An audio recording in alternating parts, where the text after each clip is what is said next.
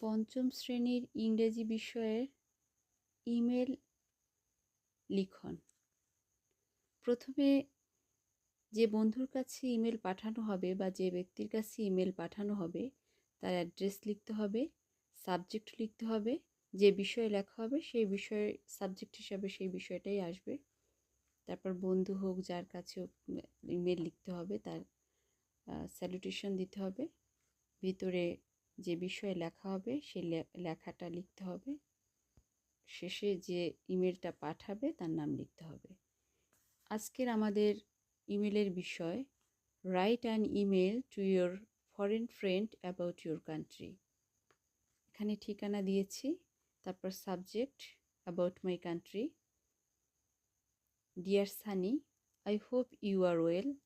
Today I want to tell you about my country. My country is very beautiful. It has many rivers, green fields, and lovely villages. The people of my country are friendly and helpful. We celebrate many festivals and enjoy our culture.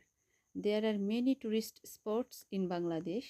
The Sundarbans is the largest mangrove forest in the world. Cox's Bazar has the longest sea beach. I love my country and I am proud of it. Come to my country to enjoy the beauty of nature.